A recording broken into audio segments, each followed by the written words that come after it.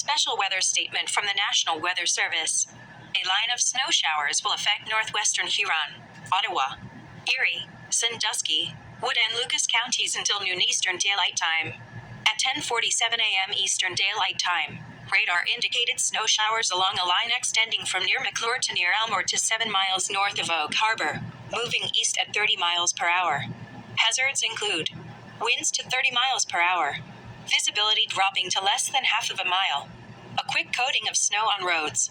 Locations impacted include Toledo, Bowling Green, Sandusky, Fremont, Western Vermilion, Port Clinton, Swanton, Perrysburg, Oregon, Bellevue, Clyde, Rossford, Waterville, Northwood, White House, Oak Harbor, Gibsonburg, Genoa, Woodville, and Holland.